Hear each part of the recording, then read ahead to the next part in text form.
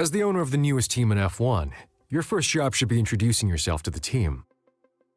Hello everyone, I'm KaiTheBoss23 and welcome to F1 25 My Team Career Mode. As you can see, we have a few categories to select from, but this is part number 0 to our series. Let's begin by doing our name and avatar, shall we? I've gone through the avatars already, and I'm really confident that I already know which one I want, but still, let's just go through all of them just in case. Our surname Sparks, our first name Kai, as it says at the top right of the screen. Go follow my socials. But yeah, let's just go through them all real quick. I'm confident that this bloke is me, so you know what? We're happy with our name, we're happy with our avatar. Let's just move on, shall we?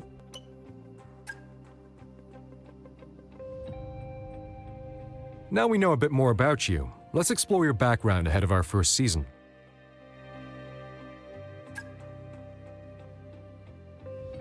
Hey there, my name's Andrew. I'm your head of personnel. It'd be useful for the team to know a bit more about your background. Give them a sense of how you intend to lead our efforts. So it seems we have free choice: people manager, head engineer, and chief financial officer. I mean, I'm just looking at them. I'm good at finance in real life. I'm okay at people managing, but I feel like my character could have ideas. And tell us a bit about this HQ. How well developed are the facilities here ahead of our debut season? So again, 3 choices: basic, advanced, and extensive. But I want to do a what's it called? A road to glory, rags to riches, all that. So we're just going to go basic, shall we? Hello, Mathis, head of your engineering facility. Let's discuss where we think we are in terms of car performance. So again, no development, some development, extensive. We're just going to go with none because, again, rags to riches, road to glory, all that. Hey, boss. I'm Anissa. I head things up in your corporate facility. Let's discuss our financial situation. Although I'd like to start with some money, no, we got to go for the most realistic option for me, so nothing. Right. With all that out of the way, our next task is to finalize our team's visual identity, our official name and branding. So we need to do our team, and we should start with team name, and because I'm KaiTheBoss23, I thought we better name our team. You know, Boss F1 team. Why? Why not? You know, Boss Formula 1 team. I'll just skip to after I've written it out. And there we have it, our own Formula 1 team. So now we go for the team colours, and I've already selected a few at the bottom, as you can see, because we're based off Renault from 2005 and 6, right?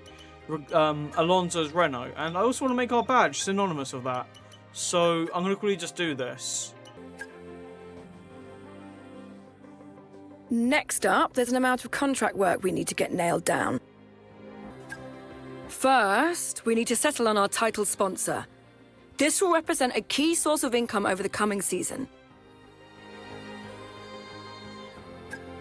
We have a few potential sponsors lined up. Each contract splits our income in 3 ways. A signing bonus that we receive now, a weekly income paid over the course of the season, and finally, a bonus at the end of the season, if we achieve the goals set out in the contract. So I think X forming looks the best, and I can easily make it fit into our livery that you'll be able to see at when we make it. So yeah, let's select this as our title sponsor. Secondly, we have to make a call on which engine supplier we want to work with this season. Generally speaking, our choices can be defined as a trade-off between performance and durability, with the caveat that neither come cheap. So I'm not a Renault. Well, this is based on Renault, but we're not using Renault engines. It's between Mercedes and Red Bull because Ferrari's a bit too expensive, and I want good drivers. So between Red Bull and Mercedes, I'm thinking Merc. 100 grand's not much. Let's just go for it. And finally, let's talk drivers.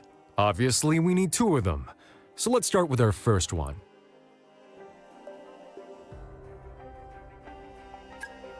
Each driver's performance is measured in a number of ways. Experience counts for a lot, and drivers with more on-track experience will have an advantage over less experienced competitors. Racecraft describes a driver's ability to work their way through the pack to finish the race higher up than where they started. Awareness represents the driver's skill at avoiding the steward's room. The higher this stat, the less likely they are to pick up warnings and penalties. Pace is a measure of sheer speed. Outside of battling their opponents, how good are they at pulling out consistent fast laps? All these stats contribute to the driver's overall rating, while focus represents their current state of mind and how well they're leveraging their rating out on track. Now, I already have an idea of which drivers I want, so I'll just skip to after I choose them both. That all looks solid. Good choices and all within our budget. Feel free to review your choices if you want, but otherwise I think we can move on. So I went for Joshua Pierce and Franco Colapinto. I like how cheap they are, and they're really good drivers to that rating. So, you know, for a new team, they're good. So let's just go. Finally, we need to approve our race gear. Don't worry about sponsors just yet. We'll add them later. For now, let's just focus on the livery design and suits. So I'm going to do all of this work off camera, and you're going to see the car in the grid reveal. So just wait till then, you'll see it. I think that's everything, boss. If you're happy with all of this, give us the nod, and we'll get everything moving. And if not, feel free to go back and review your choices. I'm happy with everything, so let's just move on, shall we? Hello and welcome to this very special live stream. Great to be with you all, because today we're going to witness history. That's absolutely right, Natalie, because for so many years we've wondered exactly what 11 teams would look like on the grid. Guess what? Today is the day we find out. And we are here at the team's state-of-the-art HQ. We'll be seeing their brand new car very soon, but behind every team, behind every car, there's one person central to it all. Yes, and they've been described as somewhat of an engineering genius, coming up with all the ideas to push the car and the sport to its limits. The question is, though, will they be able to step out of their comfort zone to deal with all the things that come with being a leader, dealing with the team's finances, sponsors, motivating the team and the drivers? Will they be able to juggle that, or will they drop the ball? And we'll be seeing more behind the scenes as the season progresses. But of course, it is all about what happens on track. So, without further ado, let's see the fruits of their labor, the brand new 2025 car.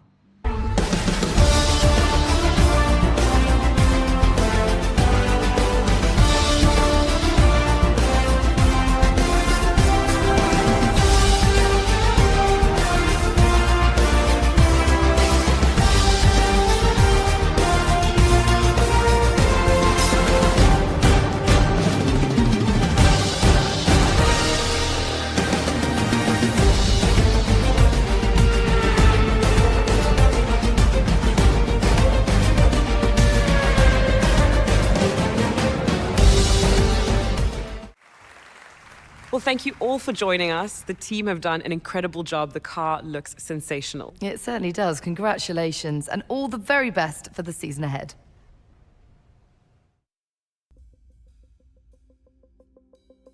Welcome to your Team HQ. This is the hub of the team's operations, and it's probably worth having a look around, familiarizing yourself with the different areas you'll be responsible for directing.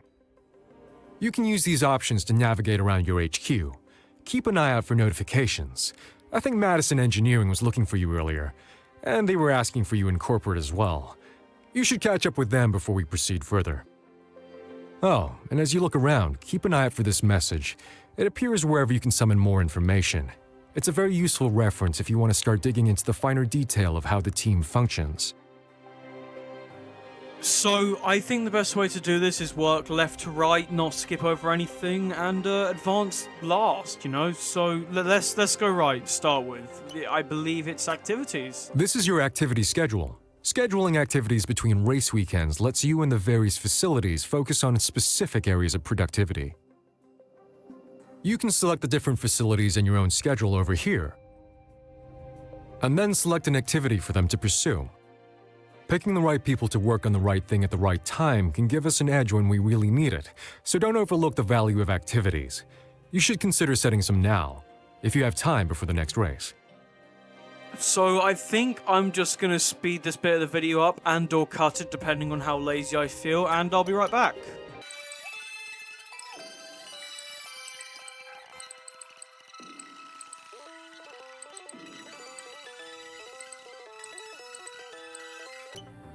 So as you can see, we've put every activity we can down for every category, and yeah, activities is now full, so that'll hopefully get us a second sponsor.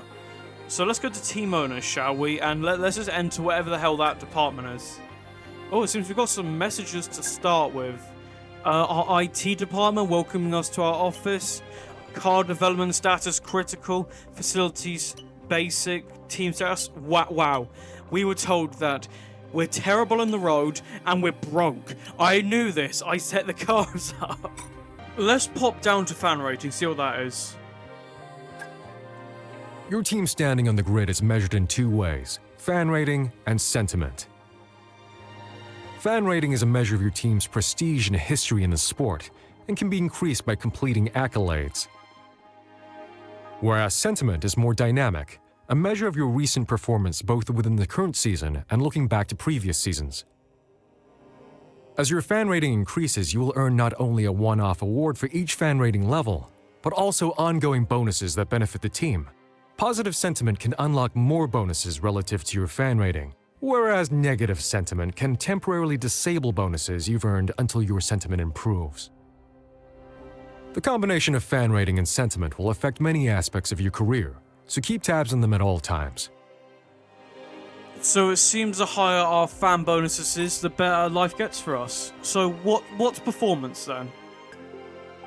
Accolades are milestones, representing your team's growing history and prestige within the sport. By completing these accolades, you will improve your team's fan rating, which unlocks various bonuses and also affects how the drivers view your team and its prospects.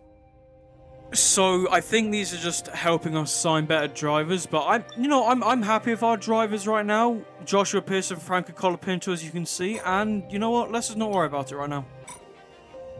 Moving on, we need to go to engineering, which is our main bit. Hey boss, thanks for coming down. First GP's not far away now, and people are starting to roll off the project as we get more and more of the car locked down ahead of our debut race. We can't afford to lose momentum, so we need to start tasking people with work towards our first upgrade package. As it stands, we already have some resource points, data from testing, that we can use to kickstart our research efforts. We just need to know where you want us to start. Let's go pick an upgrade to research. Other than this one you're about to see, I'll do this all off camera. This is where we choose our research projects. Research and development are split into 4 departments: aero, powertrain, chassis, and durability. Pick one of these departments and let's go choose the first research project you'd like us to tackle. So at the start of the season, your powertrain is okay. But, in my opinion, you always focus on aerodynamics and chassis. Those are your worst, and we're the worst team. And then you focus on durability after that. Your powertrain is the last thing you upgrade to start the season off. So I think we're just going to dump it all into aero and hope for the best. Copy that. That feels like a good place to start. I'll get the research team on it. Like I said, you won't ever see me do this again, so enjoy it while it lasts. Anyways, I think we're done with the aero department, so I think for now we should move on to the personnel. Welcome to the personnel facility. All the money and technology in the world won't help this team if we don't have the right people in place, and this is where we focus on achieving just that. Obviously, some of the most crucial hires on the team are the drivers, and managing our relationships with both current and future drivers is a big part of what we do here. But the team is much more than just the drivers. Each facility is staffed by experts representing the top of their respective fields, and managing them is also our responsibility. Well, let's go and see how our drivers are doing then. This is where we manage our discussions with drivers, both our drivers and other drivers we might be interested in signing in the future. These slots are for our current drivers. We're obviously much closer to these two than anyone else, but it's still an important job each year, figuring out what's important to them and where their long-term aspirations lie. But we also have to be prepared for the future. If we lose one of our drivers, or if we feel we have a better prospect, it's important to have done the groundwork to allow us to negotiate with a new driver. Or more than one. Just be cautious. The more drivers we engage with, the more likely it is that our current drivers will get wind of it, and that can very much affect how they feel about us, and about their future in our team. So, I'm going to think on this, but we're just going to move on from this, but as I said right now, we're just going to think on it. For now, however, let's move on to workforce. Each of your facilities has a number of staff members. The more staff you have in a facility, the more productive it will be, but the more it will cost to run it. Facilities automatically recruit staff over time up to the current cap. But if you want to limit expenditure, you can reduce that cap. Be aware, reducing the cap to below your current workforce will cause the excess staff to be made redundant. And even if you raise the cap later, it will take time to rehire those roles and get back to the previous staff levels. Beyond that, making a lot of staff redundant in a short space of time can have a chilling effect upon both morale of the remaining staff and hiring rate. So we can just choose to fire everyone. I think for now it's fine, but as we get facility improvements later on down the line, which is something we were about to cover, we're going to need more people. So, you know what, yeah, let's just keep it like this for now. But for now, we're done in personnel. Let's go over to corporate. Hello, boss, and welcome to corporate. This is the hub for the team's finances, our corporate identity, and for our ongoing sponsor relations. Speaking of which, it's important to ensure that our new sponsors are reflected in our team's livery before we head to the first race weekend. Select customization, and let's go finalize the livery design. I'll do the customization off camera so you guys don't have to watch me struggle, and I'll be right back. I spent about 20 minutes doing that, and I've also made some secret facility improvements that you guys are going to have to pick up on as we go on. Okay, seems like everyone has what they need. If there's nothing else you want to do today, feel free to advance time from this menu. This will skip ahead to the next critical event, but don't worry. If anything comes up between now and then, myself or the other facility heads will interrupt and let you know. So, I think we're done here. Let's just go over to advance and begin advancing time. So, we're going to need to open talks with drivers for next season. They could be ours or are currently driving for other teams. You should head to the driver comms page to see who you want to consider. So, while I was flapping about earlier, I made a decision. I want to begin talks with someone who isn't expecting 11 million on their debut season. You know, or 5 million on debut. I want to start with Ben. I've reached out with a very early preliminary inquiry to their side. I'll let you know how it goes. Hard to get a read on it at the moment. These things are always fluid and move quickly, but if they're interested in us, I'm sure things will move a bit quicker. Here you can review the progress of negotiations with a specific driver. This is a summary of the current status. Over time, we in the personnel department will progress talks with this driver. The more progress we make, the more we'll find out about both their expectations of our team and of the kind of contract they'd consider. At key points of this process, face-to-face meetings with the driver are critical to unlock further insights and to build a rapport with them.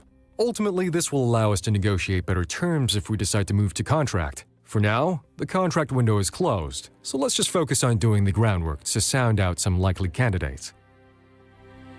Now, you may ask, but doesn't he earn less than Franco? Isn't he worse than Franco? Yeah, but he's not expecting 11 million per season. He's expecting like 4.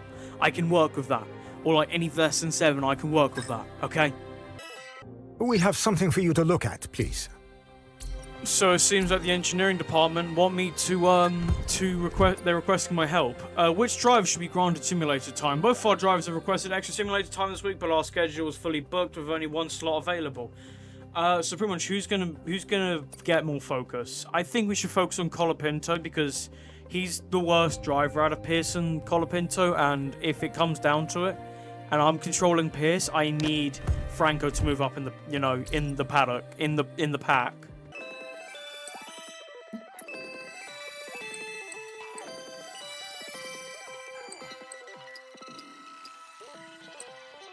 So it's time to go to the grid reveal, it seems. And you know what? An 11-car grid reveal, that's it.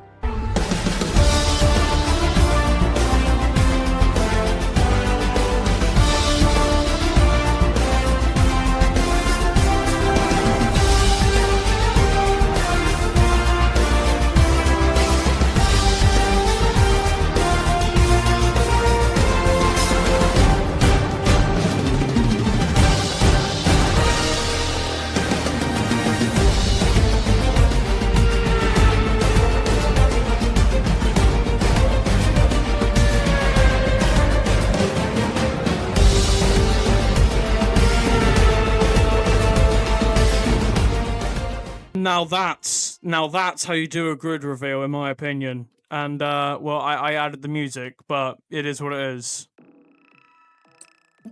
This one's gone according to plan.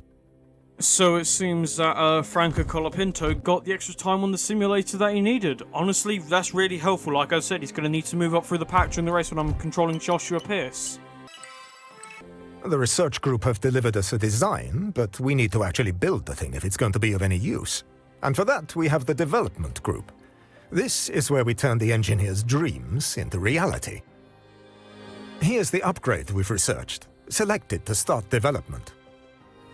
So this I will show that we do have upgrades to put onto the car, and we just need to research them. It seems. Well, not research. We've done the research. We now need to make them. We don't have a 2 times making thing yet, so we just got to start single development. I hope this part will be in before Japan.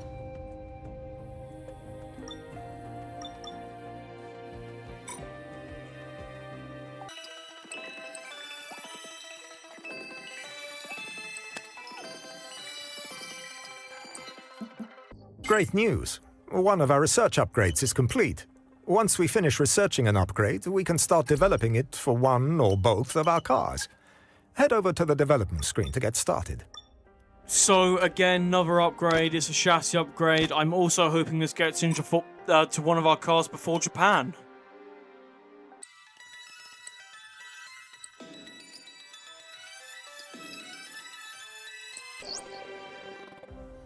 Can I borrow you for a moment, boss? It seems our personnel facility wants our help with something. Let's see what, shall we? Our title-sponsored CEO recently made a controversial statement about our partnership. Wow, what assholes! You know, there is no doubt about it in my mind. We're going to call them out. Okay, how dare they? They are on our car. It is their privilege to be in Formula 1. How dare they? Well, on that note, I'm going to end episode 0 to my team. Thank you for watching, and next time out, we will go to Australia. Thank you, and goodbye.